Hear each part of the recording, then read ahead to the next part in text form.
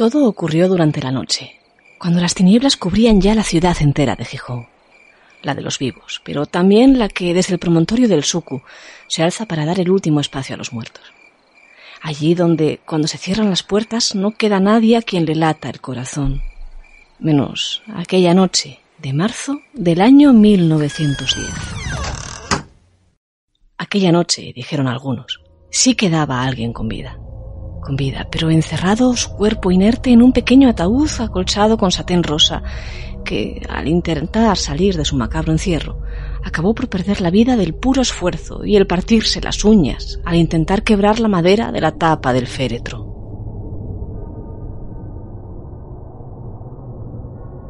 Bien, esta historia puede sonar irreal, pero fue cierta.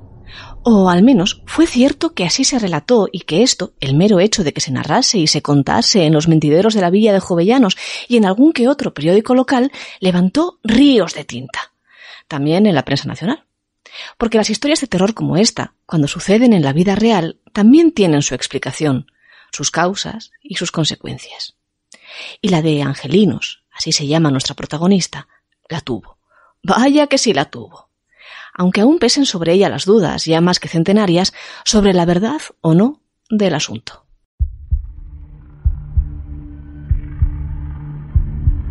Abrió la espita una cigarrera de la fábrica de tabacos de Cimavilla. Nati se llamaba, según se supo tiempo después. A un reportero del periódico El Noroeste, de color más progresista que el habitual, le dijo que existía un rumor terrible que durante horas se había venido repitiendo en la fábrica y que era el siguiente: que la hija de un operario de la fábrica de Moreda, aunque después se supo que en realidad el padre era de la gijonesa de Maderas, de no más de 10 años, había muerto de forma repentina y que, al ir a ser preparada para su entierro sobre la piedrona del cementerio del Sucu, fue depositada toda una larga noche dentro de su ataúd. Y que allí, ausente ya el enterrador, la niña había despertado de su catalepsia, y que lo único que se supo después fue, leo literalmente, que la cubierta de la caja apareció hecha a pedazos y la criatura llena de heridas, tendida boca abajo sobre una mesa y aún con vida. Rotas las uñas de luchar contra la tapa de madera, Angelino sobrevivió a su primera muerte, pero no a la segunda, producida por la extenuación que le supuso intentar salvarse de su macabro encierro. Hasta aquí la historia. Y ahora les explico sus consecuencias sociales y políticas, que también las hubo. El caso llegó a todos los confines del país. Lo sacaron el Heraldo de Madrid o el Imparcial desde la capital, este último incluso mencionando al negligente médico que habría firmado un deceso cuando en realidad la niña lo que padecía era un fuerte acceso de catalepsia, como versara ya Edgar Allan Poe en su entierro prematuro tiempo atrás.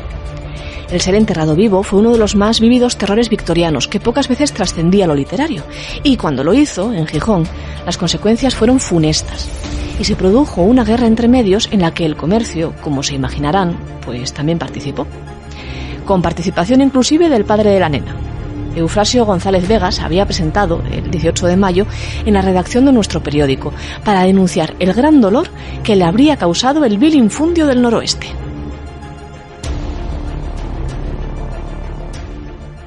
La carta dice así, y se publicó el día 19 de aquel mes bajo el título El infundio de ayer. Esta mañana, señor director, nos leyeron El Noroeste, y nuestro asombro fue inmenso, tanto como nuestra indignación por tan inexplicable ligereza periodística. Sepa el pueblo la verdad de un padre que ve amargada aún más una pena muy honda, teniendo que andar llevando estas declaraciones a la prensa. La muerte de Angelinos, decía el padre, había sido natural, producto de su mala salud. Él mismo había cerrado la caja con llave y enterrado a la niña al día siguiente, después de trabajar, acompañado de su hija mayor, de 13 años, y sin ningún tipo de incidente, mucho menos de un cariz tan extraño como el que había denunciado el Noroeste. Un periódico al que, según decía, había llegado a solicitar la rectificación del sueldo, y que se había negado a hacerlo alegando que aquello era una noticia de interés general. ¿Fue cierto el caso de catalepsia del cementerio del Sucu? ¿Fue falso? El comercio se posicionó muy claramente en la segunda opción. Se entrevistó con la familia de la niña, con cigarreras menos crédulas que dijeron que nunca habían creído en el asunto, y hasta con el médico, quien aseguró tener la total convicción de que la cría estaba ya muerta cuando llegó a visitarla. Había fallecido, decía, de una embolia cerebral, y en este doctor, y en el colegio de médicos, estaba realmente el quid de la cuestión. el escándalo se ha dado, reconocíamos en unas líneas del día 20, al dar cuenta del impacto del caso en la prensa nacional. Decíamos, el escándalo se ha dado y por toda España cunde la noticia de que en Gijón se entierran a las personas con vida, que aquí hay médicos que cometen errores terribles y padres que a sabiendas tapan hechos tan macabros, pues no protestan de esas muertes horrendas de sus hijos.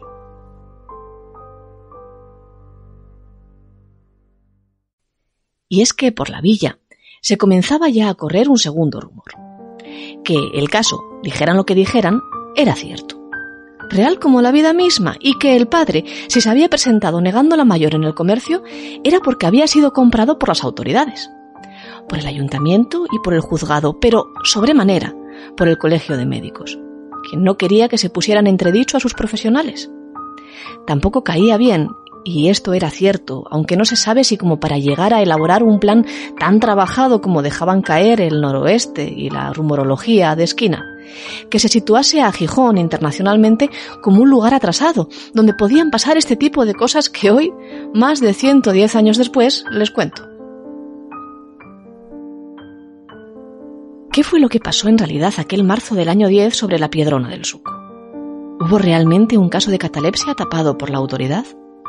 Si uno revisa los pocos archivos que aún quedan hoy relativos a aquel caso, se encontrará con que el registro del cementerio de Ceares arroja un dato muy curioso. La niña Ángeles González fue enterrada 2 veces, con varios días de diferencia entre ellos, en la misma sepultura. ¿Podría esto situarnos a favor de la teoría de que sí hubo un tinglado de enterramiento en vida en Gijón? Pues ciertamente tampoco. Va a tocarnos seguir con la duda, porque la historia nos da matices que pueden ir hacia uno u otro lado. El lado que no cree, el del comercio, nos cuenta que en efecto hubo 2 inhumaciones, la inicial y una segunda, cuando el juzgado hubo de ir al par de días del óbito a comprobar si todo aquel cuento que sacó el noroeste era verdad. Con gran lujo de detalles, el comercio cuenta cómo la cara de la niña estaba plácida, cubierta por un velo, con el cabello completamente en orden y sin gesto sospechoso alguno. Pero, por el otro lado, tampoco coinciden las fechas en el documento, más dilatadas en el lapso que media entre ellas que en la versión oficial. No se conserva nada más, ni informes de la autopsia, ni tampoco el proceso judicial con el que se llegó a amenazar al noroeste, en una época, por cierto, agitada para la prensa, en la que las posturas, ahí están los anticlericales y los clericales con sus historias de secuestros eclesiásticos, o no, que nos tocará, eso sí, contar otro día, se encresparon a puntos extremos, haciendo que sea muy difícil en esta época identificar cuándo una noticia popular es real al 100% o cuándo un rumor aumentado para validar una u otra postura ideológica. Todos los que podrían dar respuesta a aquella extraña historia del Gijón del año 10 hoy ya faltan. Y es que la historia también se construye sobre estos claroscuros.